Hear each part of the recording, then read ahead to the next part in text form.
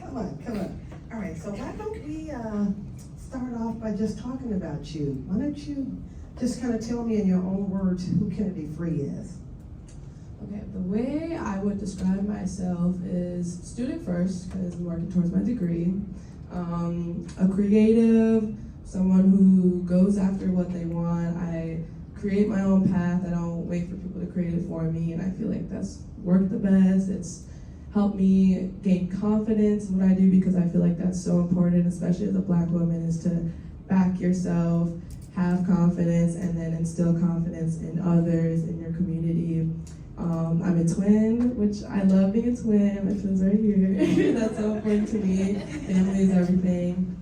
And yeah, that's how I describe myself. You have to have a lot of confidence to wear a dress like that. That is, I don't know if I can pull that off. That's gorgeous. That's love color, obviously. Yeah, that's really, really nice. So what about Juneteenth? Tell me what you think about that. How does that, because you are Juneteenth. So what does Juneteenth mean to you? Well, I know Juneteenth wasn't as, the information wasn't as available, in schools. They don't really teach you about Juneteenth, especially depending on where you live in this country or like what kind of access to education you have.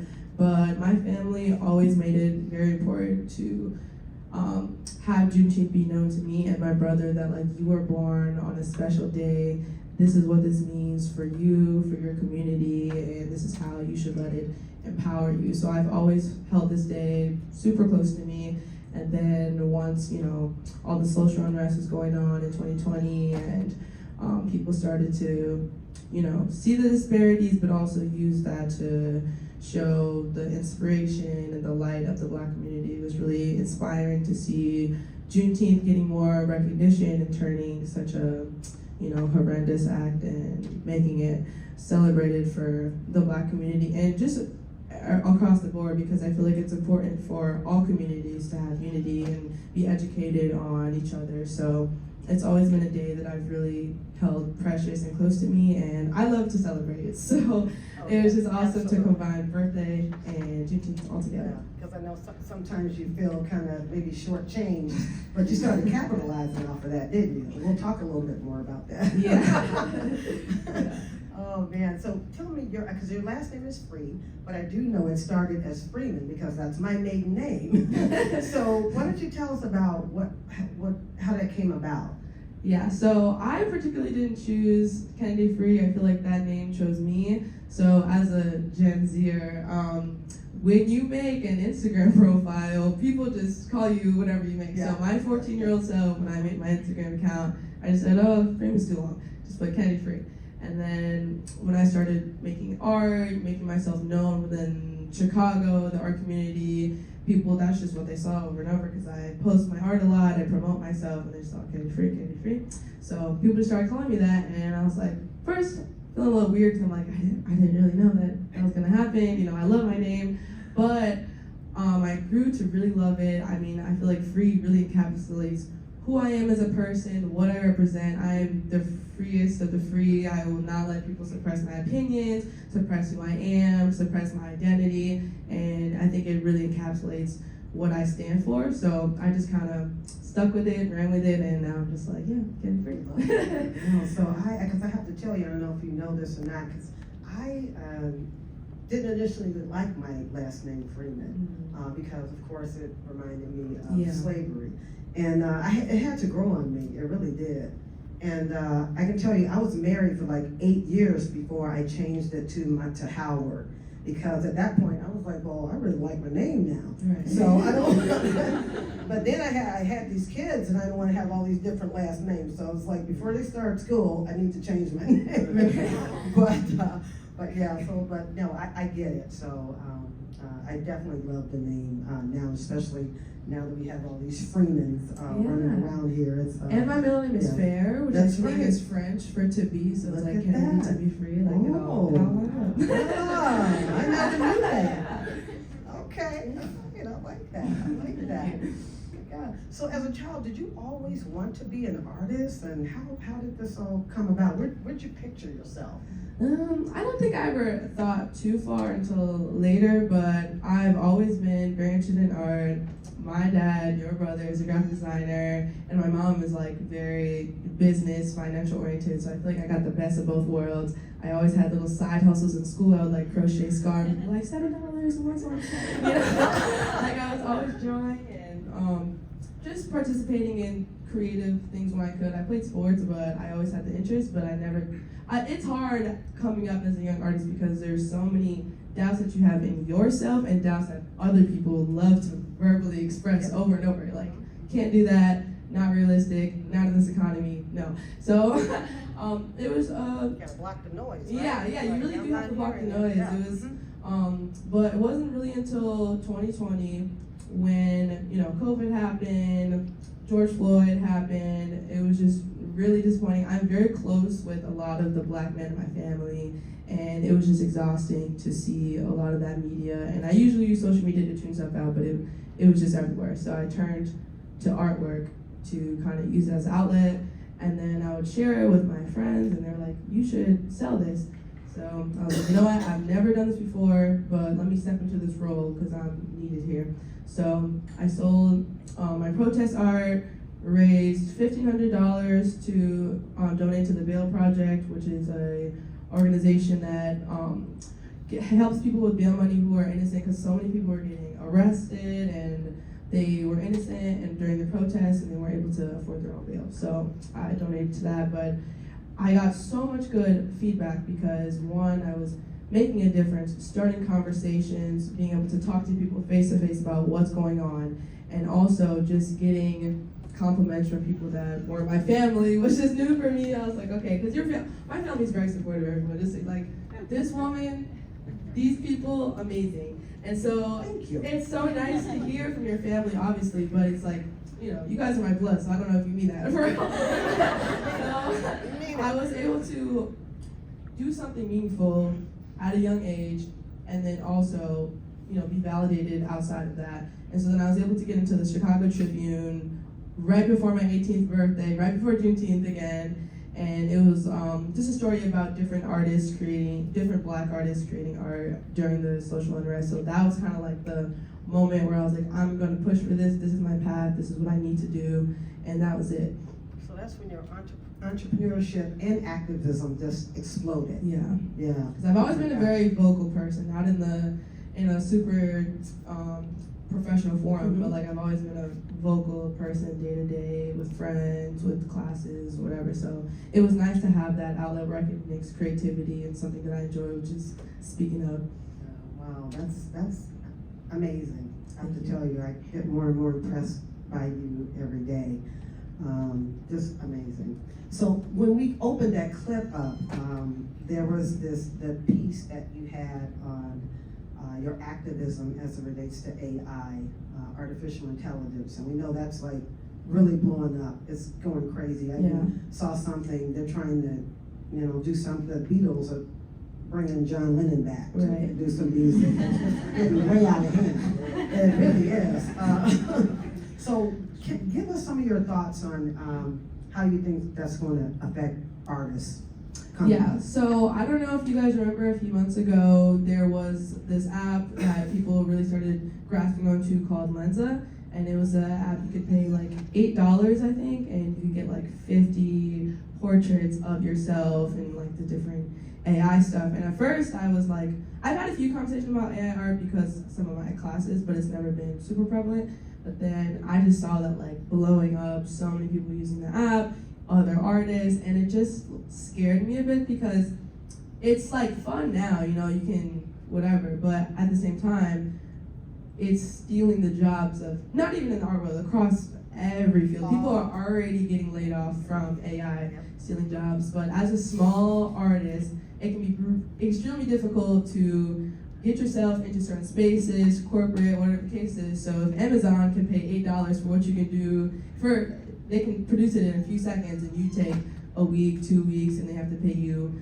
X amount of money, but they can get something cheap and fast. And from every industry that we look at, the meat industry, the fashion industry, anything. Everyone wants everything cheap and fast. We don't make our clothes anymore. We don't do this anymore. It's because something came along to kind of push a lot of people out. So as an artist, I think it can be a good tool, but as we do as humans, we exploit things. So that's just gonna go further and further and further. And I think people are always gonna appreciate artistry, but at the same time, you know, like I said, humans love to exploit things that are cheap and fast. So true. Yeah. So scary. You know, so we just have to keep reminding everyone to appreciate artistry.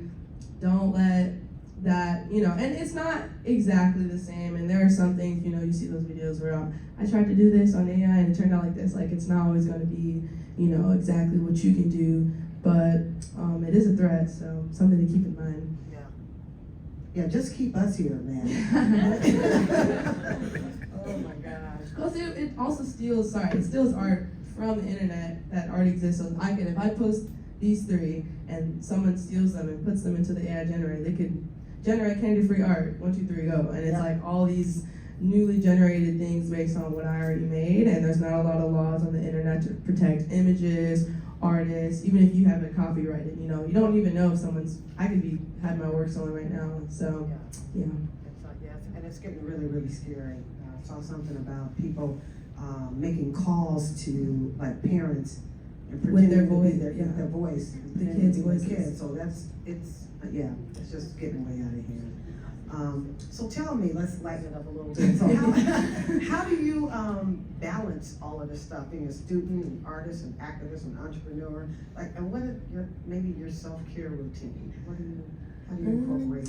That is something I am still trying to figure out because I'm extremely extroverted. So I love to be outside, I love meeting people, but I also have a social battery, which I'm learning. But those are things that also charge me as well, so I don't get as drained. I believe in burnout. I burn out pretty easily because I'm very, like, once I do something, I'm really into it, I'm gonna get it done, I'm gonna stay up all night, I'm gonna go. So just having to tap myself on the shoulder like, hey, you can rest. Yeah. It's okay, you don't have to do everything, because I'm such a like, what's next kind of person. So just like reminding myself to rest, but also doing things that I enjoy, because I can't just do a bunch of things that I hate and like I'm gonna burn out. So just, you know, hanging out with friends, going on a walk, even making paint. I love painting, but I'm commodifying something that I love, and that's not sustainable if you don't take the proper precautions. So, you know, these are awesome, but they're work. Yeah. So, you know, just, you know, do my own thing, do my own separate thing. I also just explore other creative avenues like photography, video editing, on and on. So just finding time to do those little personal things so that I can continue to do this. Good stuff. And I'm very opinionated already, naturally. So Yeah. like that's fine. I don't even have to maintain it. Totally. I was going to ask you something that most people don't know about you, but I think you gave probably one of them a little earlier. You had a twin. And when you both turned 21, we kind of gave out all those good little tidbits earlier on. But is there anything else that you want to share that most people don't know about you? I have an interest in sign language and the deaf community. I started taking ASL when I was in high school, and I loved it. And I realized it's more than just the sign. It's the facial expressions. It's the community. It's the same thing. We have Black history. There's deaf history. There's deaf discrimination. And so I've definitely taken an interest. If I wasn't doing so much art, I would probably try to go into being an interpreter, because I just am very fascinated with the language, the community, and so it's something that I'm studying right now in college as well. I think you can probably do it. Yeah, and I like seeing those Artists, interpreters, they do the songs. Yeah, you can do it. I think it'll take me longer, but I wanna get there. Oh man, yeah. I think it can be done. If anybody can do it. Yes. So what is your best advice to a young and aspiring artist? My number one thing is just to back yourself. Even when you don't back yourself, because the creative field is a very hard industry, and just in general, like, a lot of people don't see the value in art. But I think what people don't realize is art is everywhere. Like, someone designed your shirt, someone designed that tablecloth, someone designed you guys' logo. It's everywhere, and you're gonna constantly have to prove yourself, but don't don't try too hard to prove yourself. If you back yourself, that's what it is, because you need that confidence. I think in any profession, but art especially, because you have to put yourself out there so much. And then just find the community that you belong in, find the resources. Like I participated in a lot of like after school programs and art fairs, and I was just like, it's not accessible to everyone obviously, but those are things that really sparked. I already had an interest in art, but they gave me the resources. So I went to like the YMCA, they had this like youth program. I had access to nice cameras and computers and markers and paints and stuff that like I didn't have at home. So it showed me like I can use this, I do have access to this, I can use this, and this is something that could be plausible for me in the future, and it kept me going, because I feel like those starting years for artists is like very crucial to if they're gonna continue, if they're gonna fall off. So just trying to find the things in your community that you have access to and staying confident. So you mentioned youth programs. Yeah. If you remember, the money that we raised from the auction is going to the MLK Youth Center. So everything just kind of connects. So important. Yeah, so important. What's your favorite quote or affirmation? I always kind of say to myself, like, nothing will happen if you don't ask, because I'm very much like, I ask away, put myself in positions. People are like, oh, how did you get this? How'd you get this? I'm like, I'm constantly taking opportunities, asking for help, because you never know until you ask something, and just doing small things to get to the big picture. Like, for me, I started out like vending at small art events, and I had like little prints of my work and real small stuff, and I didn't know like what I was worth at the time. I still am trying to figure that out, but even if I made $40, I met someone who's awesome and who has an art center and they need this, or I met this person. So just ask for help and putting yourself in a position, just keep going. Yeah, that's actually my affirmation as well. But I don't say it as nicely. I go, don't ask, don't get. Gotta ask. Yeah, you have to. Most people are not gonna, just take the time to do that for you. Absolutely. So last question, what's next for Kennedy Free? Well, I want to go abroad. I didn't get to do too much traveling growing up because I was like volleyball. I was very sports oriented. That was like kind of my path a little bit, which just kind of shocks people sometimes. Going back to the other question, but yeah, I definitely want to go abroad, get my degree. A lot of my opportunities kind of come up spontaneously, but I also have an art collective in Chicago. We do like art, music, fashion, just community stuff for young Black women in Chicago. So just pushing that, see where that goes. But whatever comes my way, I'm open. Good, great stuff. Thank you, Kennedy. Thank you so much.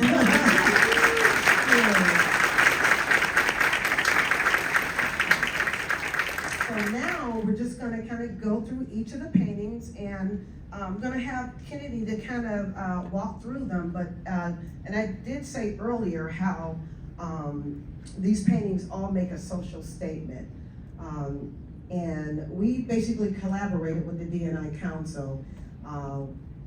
Certain folks on the team, we have some creative folks on this D&I Council, I got to tell you, and working with Kennedy. And with her artistic talents, this is what came out of that. So I'll let her kind of go through each one.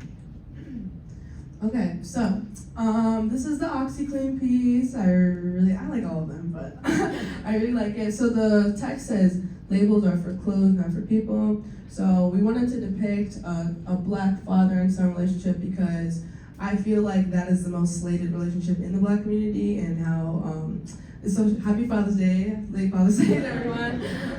But a lot of times there's stereotypes.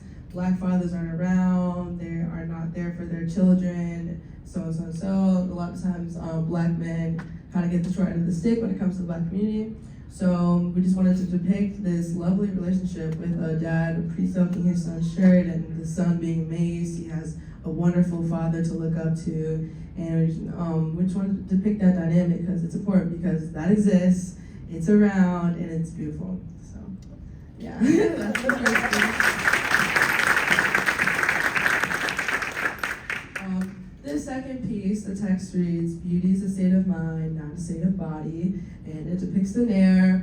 I think in general, it's just so important for Black women to have confidence and realize their beauty, because that is another problem, that people do not recognize Black women's beauty enough, even though we're incredible. So, especially in certain complexions, colorism is a big thing within the Black community. I don't think it's talked about enough, and how darker skinned women can be discriminated against. So we just wanted to include that and have that, you know, all skin complexions are beautiful, especially our dark skin queens, we love them. And yeah, that's just something that is very prevalent, and I think a lot of Black women are overlooked, even just in the, systematically in the medical industry, certain textbooks you see, and it's like, Black women feel less pain in a medical textbook, like just crazy stuff. So, you know, we just wanted to dedicate this piece to that and the beauty of Black women. All right.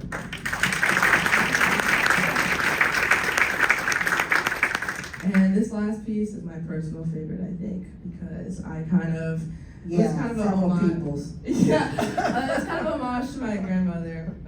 But basically just our baking soda piece, The Unsung Hero, and I think it's very sentimental and it speaks to a lot of people, but I think a lot of times I see women in general, but Black women as like the core of the Black community, especially older Black women. It just seems like in a lot of families, a lot of communities, like they hold it down. And I think that's so important to recognize. They do things without think, without ask, and I think they deserve way more praise. So this piece was dedicated to all the matriarchs that just hold down every community. And it's like a metaphor too, like for the baking soda, because that's that small box, but it does like a lot of big things. So it really is. So that's what I really like. So that's the art. So what we're gonna do is open it up for questions. I'm just gonna see how much time are we on. We're actually doing pretty good. We'll open it up for whoever has a question. I think, is Matt still here? If somebody has, so if you have a question for Matt or Mike or me or whoever, speak now or forever hold your peace. Okay.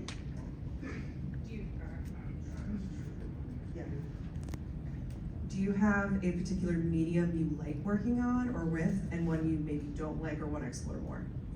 So these are all made with acrylic and a paint called gouache. Not a lot of people know what that is, but it's kind of a mix between acrylic and watercolor. I like gouache because it's very vibrant. I'm a very colorful person, as you can probably tell. So yeah, that's the medium I stick to painting pretty much. A medium that I want to go forward with, I want to start more 3D, just like working with wood, metals, that kind of stuff, to just like really give an extra element, and charcoal because it's really hard and messy, and I'm very like perfectionist, so I want to explore that as well. Great job with all the artwork. What inspires you the most when you're creating a new piece? Where do you go for your source of inspiration? I honestly draw a lot of my inspiration within myself. And my family. That is like a big thing. My family always makes fun of me because a lot of my pieces end up looking like me or them. So I don't know, I draw a lot of strength from my community, everything around me. Like a lot of my paintings just depict Black women in like a very whimsical, feminine way, because sometimes we aren't allowed to be feminine, we aren't allowed to be colorful, we aren't allowed to be whimsical. So that's what a lot of my pieces depict. But in general, yeah, just representing my culture, my family, and yeah. We have a question back here. Kennedy, hi, thank you so much. You are an absolute inspiration. I have goosebumps throughout your whole presentation and your video. I wanted to find out from you two things. I love to hear an artist like yourself and how you see things in the world and how you might see them differently because of your beautiful bright brain and all the thinking that goes with that. And the second thing I'd love to know is, how do you go back and retreat and take care of yourself? What are things that you do to unwind, to get recharged again, to do this beautiful work? Yeah, so from my perspective, I know that I'm never going to forget that I'm Black. I'm never going to forget that I'm a woman. And those things come together, and they're a very unique experience that I navigate the world with. And I just use that as inspiration because my biggest inspiration is Black women, period. Like, above all. I think they're so beautiful, strong, incredible, and I want to be that for other people as well. So I also look through the world in a very colorful, optimistic, bright lens. Like, I'm a realist at the end of the day, but I'm very optimistic at the same time. I reach for the stars, and if I fail, oh well, keep going. So I think that really charges me, and it can be hard to be an optimist and a Black woman at the same time. But I really try to merge those two together, keep going. And yeah, to recharge, I just have to constantly remind myself to rest. I think in general, a lot of people of color, a lot of women of color, we have a hard time just resting, and the world doesn't always allow us to rest either.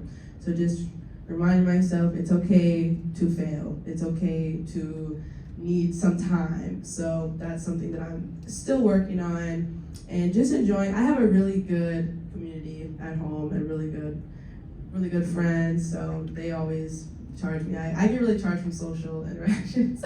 So I'm just doing that and then being in my bed. Any more questions? Oh. You mentioned you're a perfectionist, so I'm curious, when you're working on a piece, how do you know that it's done? I don't. Honestly, I'm looking at something, I'm like, I can do it one more time.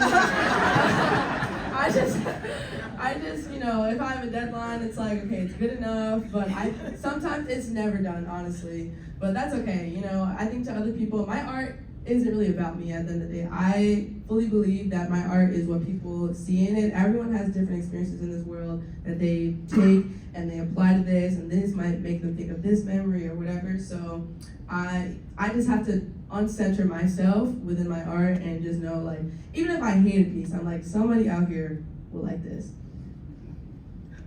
Exactly. Any more questions?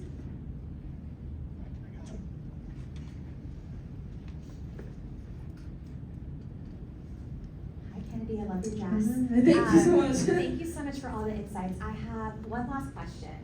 What is your proudest moment? Ooh, okay.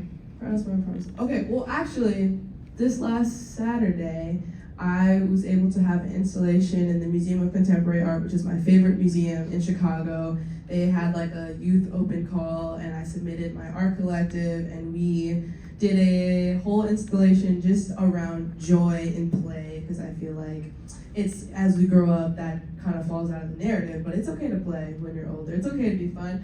So we had my friend, someone in our collective is a DJ, someone has a knitwear clothing brand, so we all wore her knitwear. I made a video and I made a huge painting, the biggest painting I've ever made. It was like 6 feet tall. And yeah, it was just like a super big moment for me because, like I said, I kind of create my own path, but I sometimes have a hard time traversing into like the galleries and museums and all that kind of stuff. Like, that's new territory for me. So that was my first like big debut. All my family was there. It was incredible. And so yeah, that happened right 2 days before my birthday. And I was super excited about it. And then I was like, and I'm going to New Jersey.